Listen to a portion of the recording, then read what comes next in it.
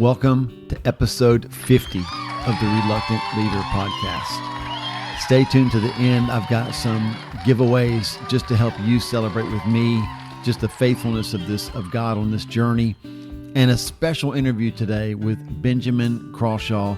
This is a story of how God used a red-faced, angry preacher to grab his attention, how failure, frustration, and personal unraveling led him to the very place God had been calling him all along. Man, forget burnout, y'all.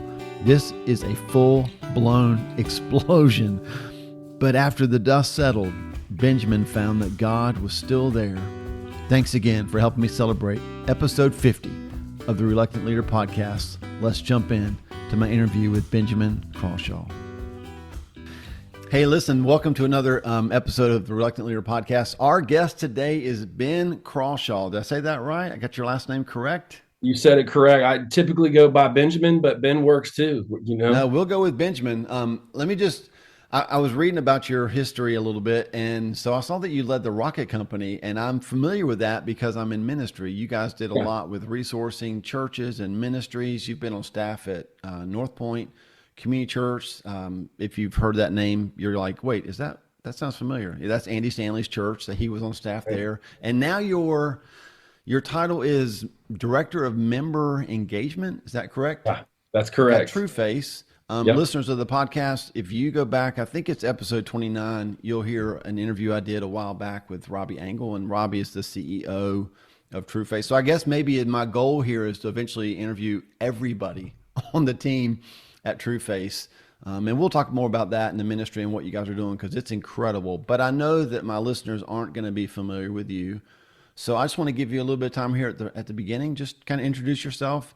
You share what you want to. All of us have lived long enough to, like, life's a roller coaster, and sometimes it's exciting and sometimes it's just feels like a tragedy. But you share all that you want about your life and your experiences and the journey and kind of where you are now, and then we'll go from there. Again, it's good to have you.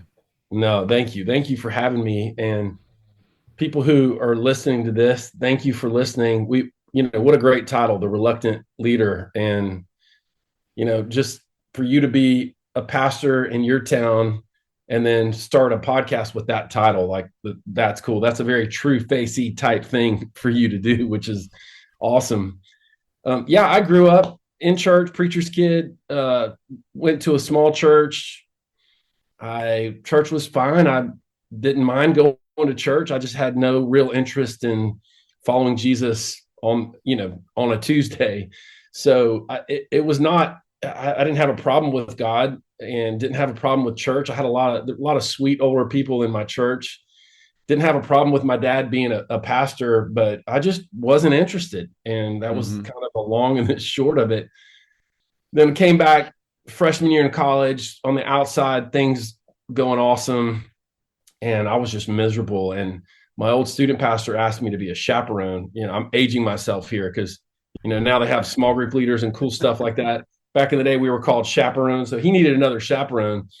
So I went to camp, our summer church camp at the beach. I was in charge of the 7th grade boys and did a terrible job being in charge of them. But one of those red-faced preachers who was just, God's mad, I'm mad, everybody's mad. But, the Holy Spirit works through whoever the Holy Spirit wants to work through. And God just got a hold of my life. Then last night at that camp, took me up to the altar, that space up in front of the stage, and laid down. And it was just the end of me. I was just at the end of me, and stood up, and life has never been the same since then. So that's the long and short of my, testimony. Then then I was like, I was all in, president at FCA in college, came out, worked at a small church, doing a lot of stuff, really involved in student ministry from the beginning, did that for a while, then student ministry at North Point for about 6 years, then worked at Orange for a while. I was doing curriculum and events and started a camp called High School Camp, and wrote a book that did pretty well. It was a devotional called Know God, K-N-O-W, God, for students. I was speaking. I was kind of the flavor of the month with the Discipleship Now circuits, doing all the glamorous D Now weekends, and then wrote another book, and it did not do well. Then I wrote another book, and no one bought that except my mom, and I think my Aunt Naomi bought it. And then we launched a camp, and it lost a bunch of money, and so things really were kind of unraveling on the professional side. I mean, all these dreams, I was all these hopes and dreams were just not happening. It was just I was experiencing failure, and things were unraveling at home at the same time. And so, kind of the camp kind of crashed and burned, or we were kind of holding it together by duct tape. Went through a divorce, and then it was like, man, I didn't burn out. I just kind of exploded, and it wasn't a moral failure. It was just yeah. I guess that's the end of that run. And so that was it. Being divorced, I was kind of out of, kind of got released from the speaking, got released from some of the church responsibilities, which is fine. I understand it. So really just kind of went into the Moses in the wilderness, not comparing myself to Moses, by the way, just want to make that very clear. Speaking of reluctant leaders, right? But it was like, I don't have a problem with God. I don't have a problem with church people. But I was just in a valley at that point. So just my kids and I was just like, I think I'm done with the whole ministry church thing. And that's that. So that was a big part of my journey. I can tell you more about where it all came to a head in a crisis in a little bit, but yeah, that's kind of the long and short of it. Yeah. I was gonna say, like, you don't have the beard from Moses, right? And you're a lot younger than Moses, but yeah, I had a seminary professor. He said this to us as he's training us for ministry. And he said, and I'm dating myself too, because this would be back in the 90s, which I think was in a whole nother millennia. But he's like, everybody wants job satisfaction. He said, just read the story of Moses. Right. He didn't really like his job, right? Like he was called to something, and he kind of complained the whole time, but I still used him, right? Yeah. So I felt that. Sometimes we kind of feel that way, like, oh God, like what are we doing, and who are we doing this with, and what's going on? That's quite a story.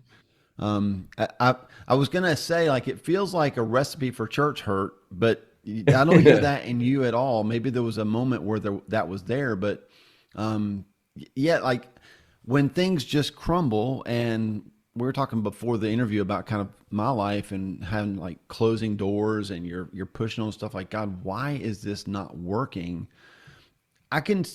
Because I'm familiar with True Face, and I'm familiar with kind of The Cure, and now I'm reading The Path and all these things. I can hear, because you helped co-author The Path, correct? Correct. Did you write The Cure as well? I'm not sure.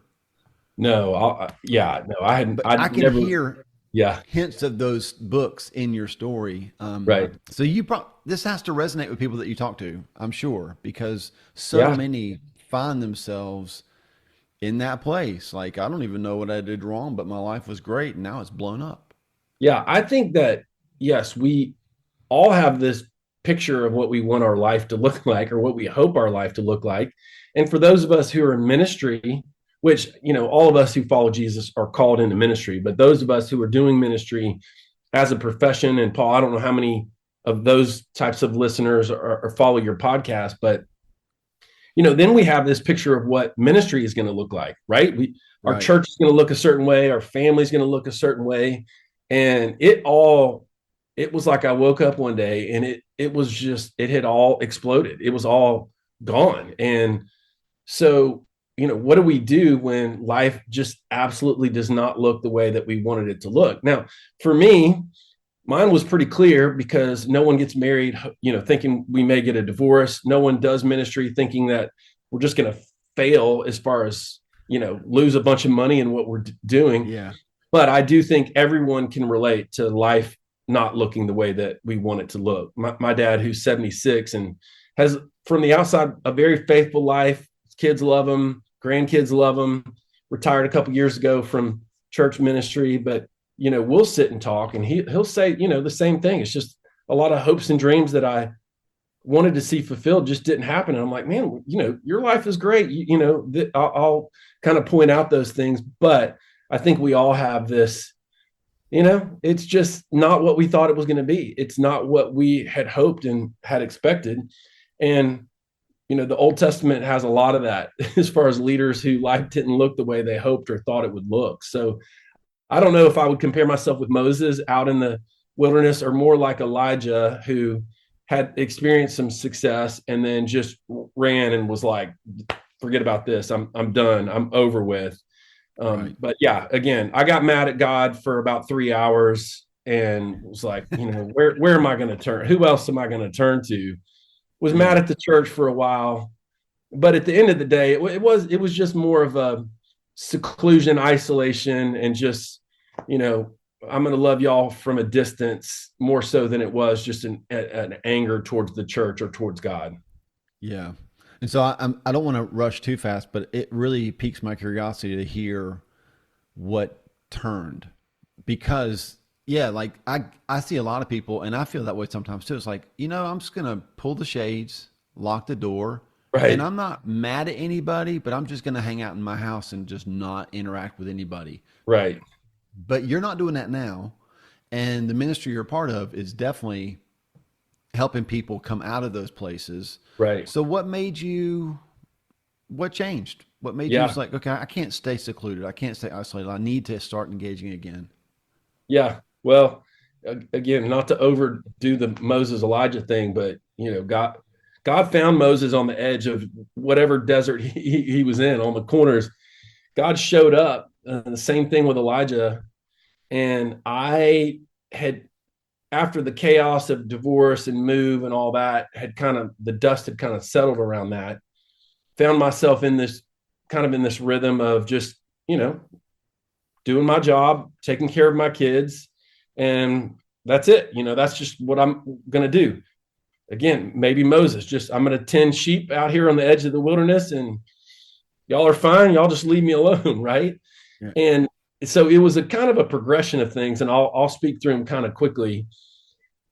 My dad was still the pastor at the time, and he said, I think our student pastor is going to step out. Would you be interested?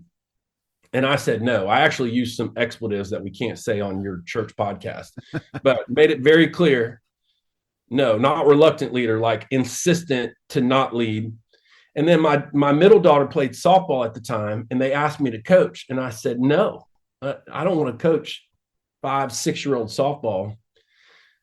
So my dad said, hey, will you go eat lunch with Josh Harrison? Josh was a student in my first student ministry 100 years ago. And so I agreed to go to lunch with him just because I love Josh. Josh is awesome. Well, the night before that, my daughter was playing softball, and they had a draft. Yes, a softball draft. You heard that correctly. For 6-year-old softball players. Did they have signing bonuses too? Yeah, right. NIL deals. So the guy who had asked me to coach, and I told him no. So he calls me that night, and he said, I want you to know your daughter has been basically drafted onto a coachless team. And I was like, well, if she was drafted without a coach, then who drafted her? How do you get paid? Is it auto draft or whatever? And he said, well, we just have too many players. And so there's a number of players who are on the team without a coach. And I'm like, how many other people have you called to tell? And he's like, yeah, you're my first call. And I said, I'll coach the team, but I want you to know that I hate you. Okay. I want to make that clear. And the next day I went to lunch with Josh, and I don't know if it was one of those Jedi mind tricks, but I walked out and I had agreed to work with the student ministry. So it was like this 12, 14-hour period, Paul, where I went from just total obscurity to being in charge of about 11 6-year-old girls on my daughter's softball team, and then a student ministry of four students. So, 15 total young people God had put me in charge of overnight, literally overnight. And it was just hard for me to deny, like God was like, yeah, I see you over there on the edge of that wilderness, and I haven't forgotten about you. And I'm calling your name. So that was the beginning of me being like, oh, okay, maybe God's, I don't know, plan for me isn't done. God's, using me in places of influence isn't done. Now, I wasn't like, oh yeah, man, let's do it. Let's jump back in. I mean, 11 6-year-olds and 4 students in a student ministry is pretty safe. That's a pretty safe re-entry, right? Paul. Yeah. So, and then a couple years later, maybe 2 years later, COVID hit, and it was the second half of COVID, and I was losing work. And at first time in my adult life, I was like, I don't know how I'm going to pay the bills.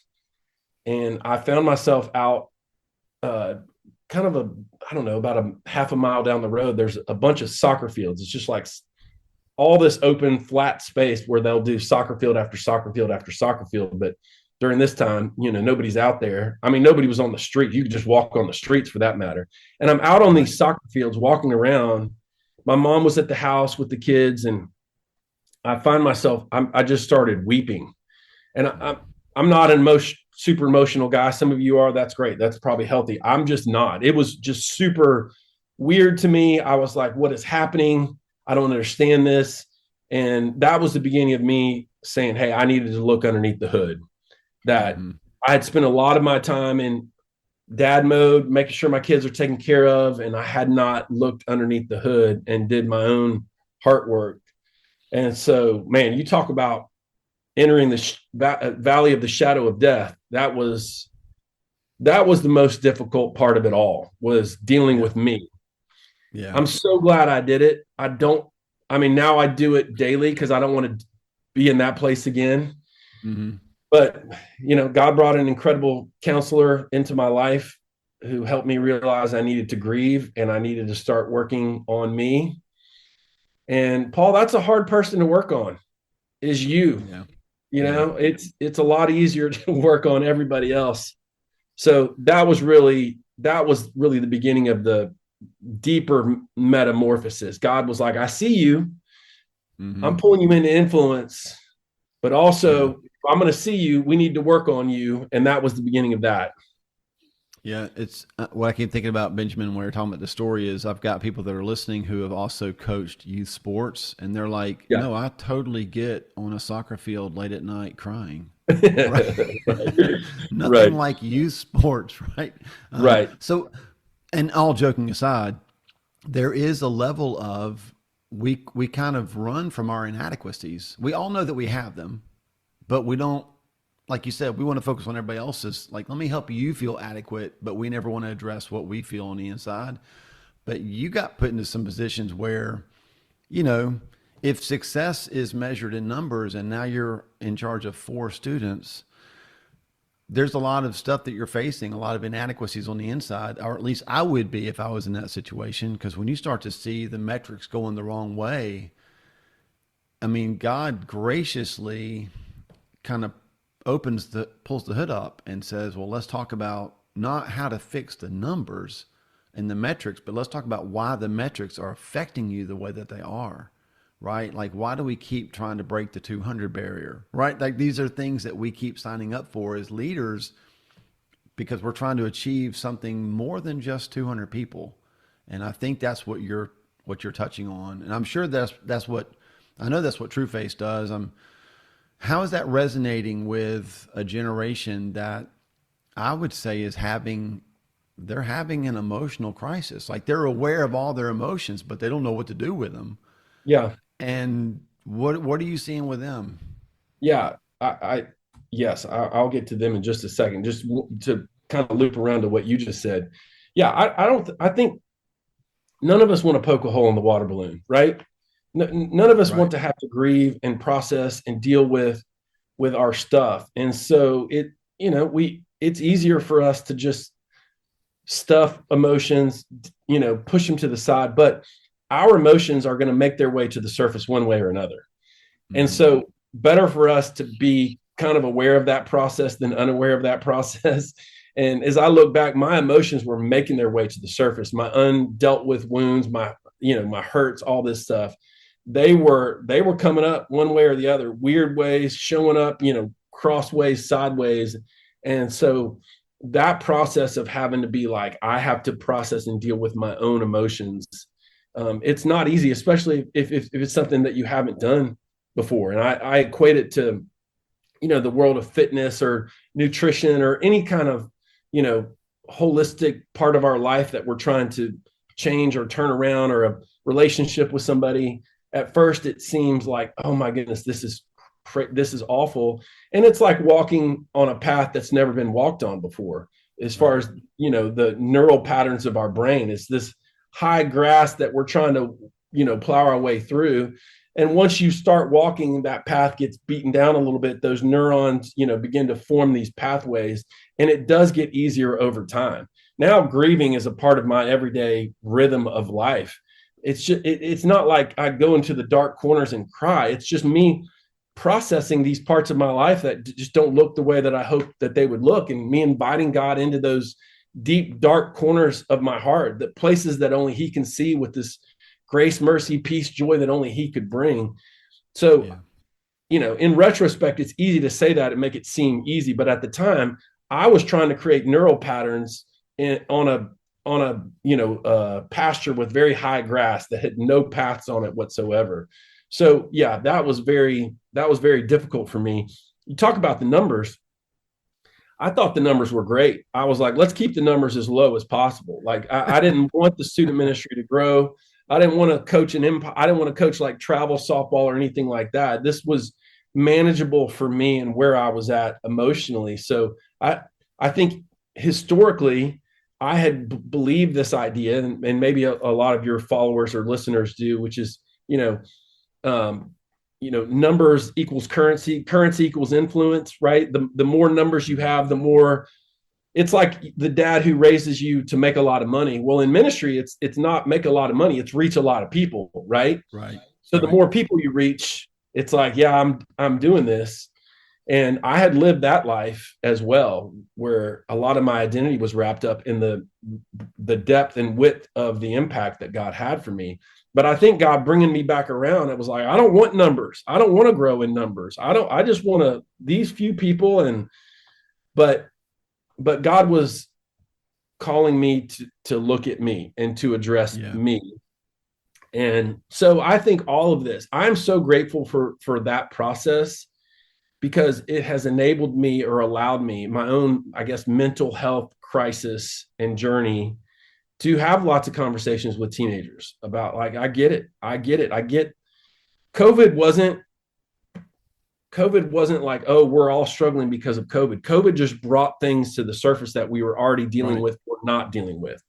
I called my counselor on that soccer field, and I was like, hey, are you still working? And she's like, oh yeah, I've never been busier. And I was like, wow, and I said, well, I think I'm struggling with some stuff because of COVID. And she was like, no, you're struggling with some stuff because you're struggling with some stuff. COVID just brought it to the surface. So I think for teenagers, adults, any of us who went through that crisis, it just allowed us to maybe see some stuff that had already been going on. And whether we dealt with it or not, I don't know. Maybe some of your listeners have, maybe some of your listeners haven't. Yeah. Well, I would hope that we have. I mean, I feel like COVID it did reveal what was already below the surface. And if we haven't paid attention to that, we have paid a high price for a lesson that we should have been paying attention to. Yeah. And so, like I said, our emotions are still making their way to the surface in some way, shape, or form, as much as we stuff or repress. So if we haven't, for your viewers who haven't, then they are paying the price. They just may not realize it. It's these emotions coming up in these different ways. Yeah. And I think one of the things that I took away from the cure was the metaphor of, so Jesus is not on the other side of that going, hey, Paul, if you'll get through all this emotional crap, I'm ready for you when you get here. Right. He's come around the big pile, and he's like, hey, I see it too. Let's go take care of it. And it was so freeing for me. Like, things that, I guess, again, listeners, if you weren't raised in church, then you're like, I don't get that. But I was. You don't hear that kind of stuff. I didn't hear that in church. I heard get cleaned up to take a bath, right? Like, present yourself as this finished product to the person who wants to finish you. It makes now on this side, I'm like, that makes absolutely no sense. But at the time, it was just what we did. Right. And so I'm grateful for the way I was going to use the word mess, but our emotions are not a mess. They're just emotions. But I'm just thankful for the way all this is bubbling up in our culture. Right. And I think it's a prime opportunity for followers of Jesus to help a culture kind of navigate this. Yeah. Like, your ways are not hidden from God. You don't have to Yep. hide them. He sees them, and he still loves you, and he still wants you. And, all the things that in every resource that y'all are, producing at TrueFace, that's the message, at least that I'm hearing. Maybe there's more that you would want to share, and I love that. I share that with people, and I watch their faces kind of go, what? Are Yeah. you sure that he loves me? Right. Yes, I'm sure. Yeah. I when I came to TrueFace, it was on that second half of COVID. I'm just struggling to find work for the first time in my adult life. Robbie, who was on your podcast, is one of the people I reached out to, and he said, "Yeah, I'm going to have you edit. Yeah, let's have you edit some stuff." So I started working on this stuff, right? And in only a way that only God can do it. And I called him, and I'm like, "Who is this? Who are y'all? What are you for? Do you have one of those? What do they call it? The psychographic, the person that you're trying to reach. You know how you create a profile in ministry or businesses. Like, this is kind of our target audience." And so he sends it to me, and it's this guy named Brad, who's this middle-aged, stuck Christian. And I was like, I think it's me. I think y'all are like True Faces for me. And so I began being exposed to some of the True Face teaching.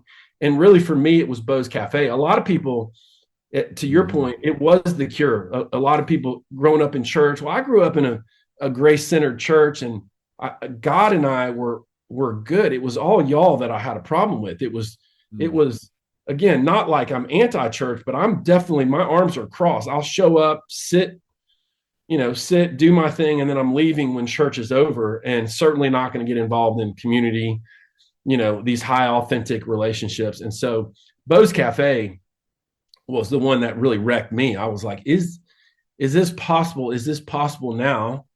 To your point, I can show up on the same side of my mess with God. God's got his arm around me, but could I show up with other people? Could I get into communities where I uncross my arms and allow other people to know me at my last 10, my last 5%? And I was like, man, I don't think so. I don't think I want to do that. That sounds actually awful. And the True Face staff, actually, they modeled this so well, and they were so patient with me as I learned to uncross my arms and allow people in, and started a True Face Journey group with an incredible lady, Lana Jernigan, and part of us sharing our story. And I just didn't share my story. I just didn't tell anything about my life, and just beginning to open up with these groups of people. So that was really True Face for me. True Face was about helping me learn to trust others. So trusting God and trusting others, they run pretty parallel. The great command, love God, and then love your neighbor as you love yourself. And, this understanding of who I am, which is what the cure is, like understanding your identity, which then allows you to show up in authentic community being like, yeah, man, this is who I am. It's ugly at times, very ugly. But this is who I am. And that's not a direct answer to your question, because I do think the whole mental health side of it, I think we can talk about that in just a minute and address it. But I think what True Face did for me was show me what it looks like to trust other people with my true self. Mask off with God. Here I am. We're on the same side of the mess. I get all that. But am I going to show up with you, Paul? And am I going to be myself, or am I going to be the masked version of myself? Are you going to be loving me? Are you going to be loving the mask because that's all you see? And True Face was just incredible about me just learning how to uncross my arms and be like, here I am, just as I am. Let's go there. Yeah, that's really good, because there are a lot of people that are, there was a time in church when it was cool to say, like, I love God, hate church. That was a slogan.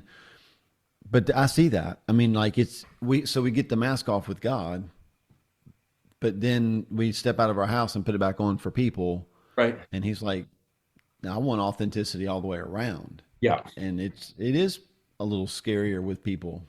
Yeah. You're a loved son of King Jesus, who's a good father. And God loves you at your last 10%. Then you can be a loved son of King Jesus, who's a good father with other people. And Yeah. knowing that that doesn't mean you don't have boundaries. That doesn't mean you trust everybody with every part of you, but it does mean you learn to show up to other people and show them what it looks like to have a relationship based in authenticity and honesty and humility. And that's tough to do if you're not honest.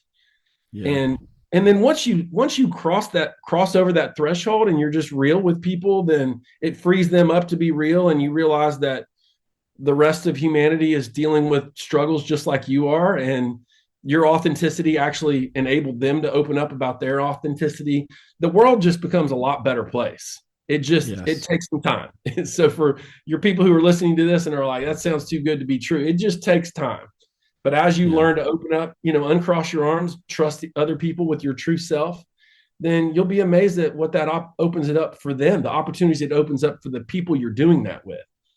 Yeah. I think I heard this quote on one of True Face's podcast episodes. Maybe I did. I didn't make it up, but the quote was, if it sounds too good to be true, it's probably God. Does that sound familiar? I think you just made that up, Paul, but I No, like I it. definitely did not Yeah. make that up. But because I remember hearing, I was like, man, that's a great answer Yeah, it that is. then makes people go, no, it can't be that good. Yeah. But it is. Like, it's Yeah. literally, and I resonate with what you're saying. We're having a conversation and people are listening to it going like, oh yeah, like it must have been easy to get to where they are. I know we have lived some of the hardest years to get to where my wife and I are today. Yeah. But man, I look back and go, worth every bit of it to get to Yeah. this place. So I do want to encourage our listeners, man. We've mentioned a couple of books, maybe 3 books already. I'll link all these in the show notes for sure. You need to go to Amazon, load up the cart. The Cure, Bo's Cafe, The Path. The Path is the newest one. Right. I want to give you an opportunity to talk about that if you want. I mean, Yeah. I don't. Yeah, no, absolutely. I think I'm so bad on these podcasts about I have these thoughts in my head and I have to close those loops before I move on to Oh, what's next. go Paul. back and close loops. I got to We're work on it, fine. but I do think that what we talked about a little bit ago with the mental health, and this does tie in, I think, with the path, but that, you know, these neurotheologians that are out there, these days, the Jim Wilders and the Michael Cusicks of the world, and all these people who are helping us to understand the connection between, emotional health and spiritual health. And Mhm. Jim Wilder works with a guy named Marcus Warner who talks about how emotional health and spiritual health run parallel, the Scazeros and all that stuff. And, a book called How We Love, which I can't remember their names, but they talk about marriage. And it's kind of what you talked about. It's how they got to this place where they can extend such incredible grace in their marriage was through crisis, right? And a Right. lot of the people out there who are doing incredible marriage ministry, Vic and Monique Woodward, it's because they've had their own crisis. And so you look back and you're like, wasn't that terrible? And they're like, man, we're so grateful we went through that because Mm-hmm. of what we learned through it in the midst of it. And I think for the mental health struggles that we're going through, I think, you and I are old enough to know there was a time when the church and mental health, they didn't jive together necessarily. And Mm-hmm. my older sister, who's a yoga instructor and teaches yoga at a church. Well, 20 years ago, she would have been in trouble, right?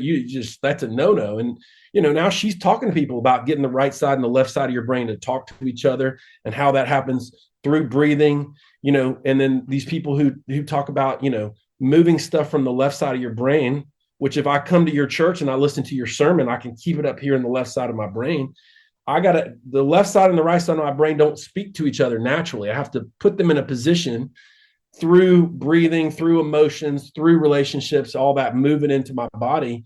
And so the conversation between spiritual health and mental health or emotional health is we're right there as a church. We're right there where we're turning that corner, being open to neuroscience and neurotheology and all of that stuff. So what a great time for us to turn that corner as we're seeking to reach not only the next generation, Paul, but our generation, right?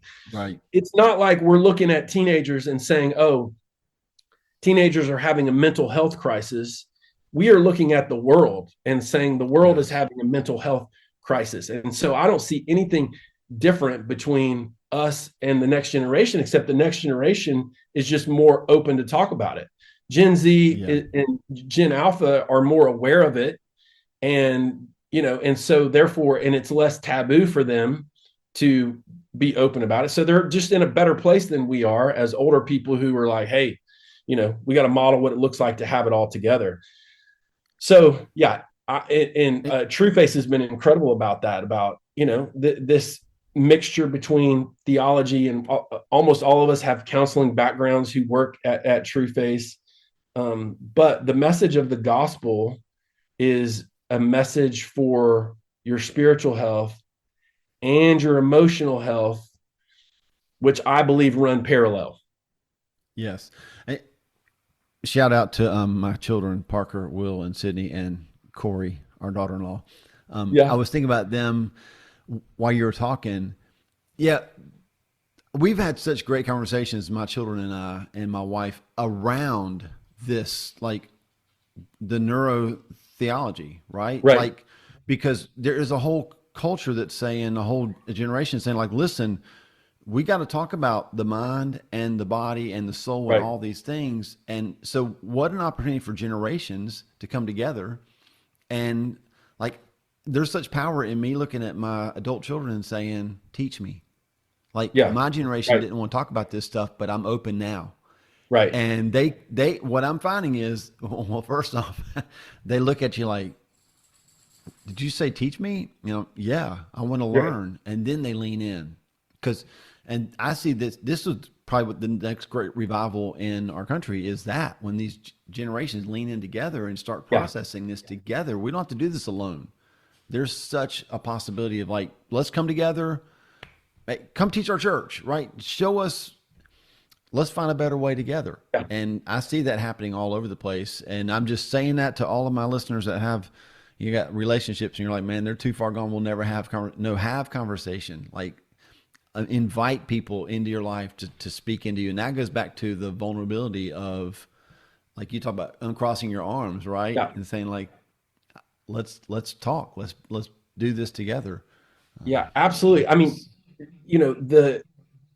what Gen Z has and Gen Alpha have that so far supersedes what we had is access to information, right?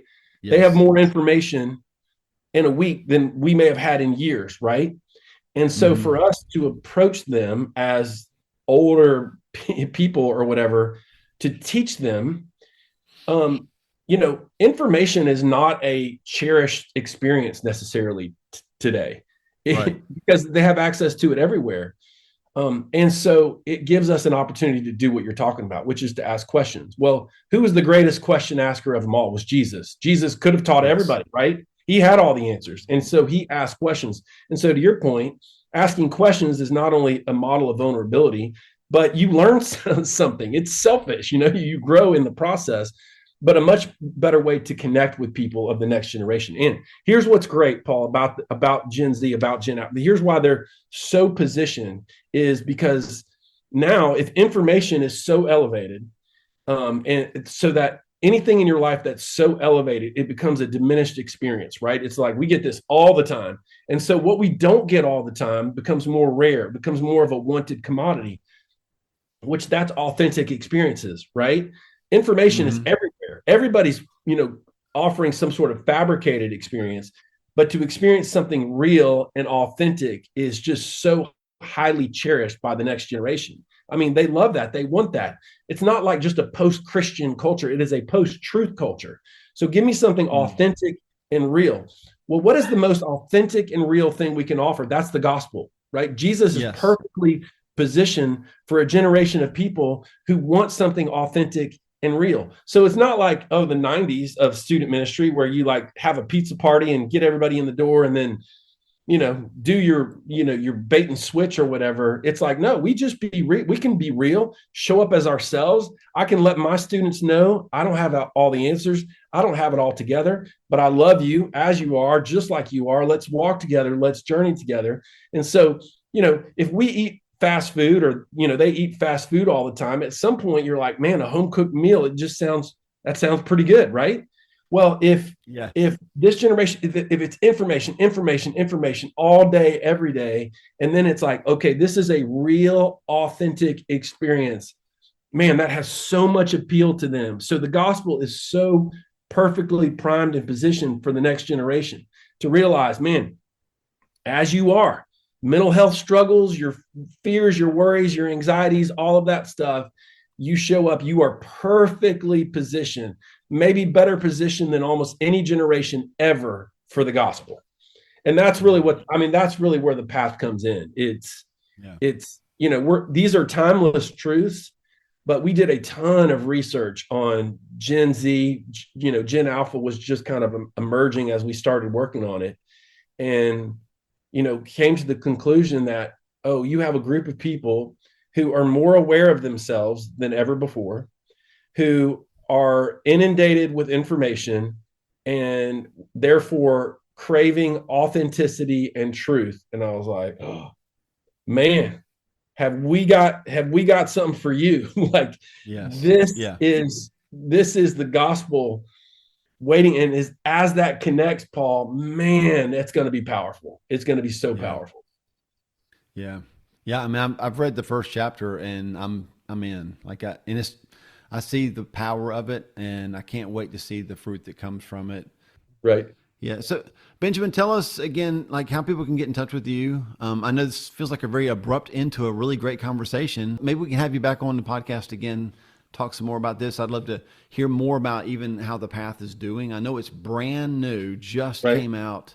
Right. And I'm sure you're getting feedback, but let us know how we can stay in touch with you, and we'll link all this in the show notes as well. Yeah. So if you want to email me, it's just benjamin@trueface.org, TRUEFACE.org. And if you want to check out anything as it pertains to the path, trueface.org/the path. So that's TRUEFACE.org/the path. We have an experience guide, which is not just like a couple of discussion questions. It's a full-on immersive experience guide. Animation videos for people who don't want to read. You can just watch these beautiful animation videos. And you can check it all out at trueface.org/the path. And we launched, around a little less than a month ago, and we're hearing some pretty awesome stuff. Yeah, that's so good. Thank you so much for your time today. I've enjoyed the conversation with you, Benjamin. This has really been good. Yeah, thank you for having me. Thank you for doing this podcast, and thank you for all of you who are listening. I appreciate you.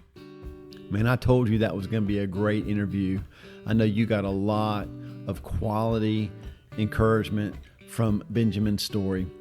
Thanks again for being a part of the Reluctant Leader podcast. 50 episodes, y'all. To celebrate, I want to buy you coffee. So go to pauljenkins.tv/podcast. I'll link that in the show notes, and there you'll find a QR code. You can just show it to their barista at your local Starbucks and get a free coffee drink on me. I'm so thankful for you and for the way that you have left comments and you have subscribed and you've shared. Just thanks for helping make these small steps of obedience become something that produces supernatural outcome. I'm on your side. I'm cheering you on. Just remember this. Continue to give God your yes, and He'll do the rest.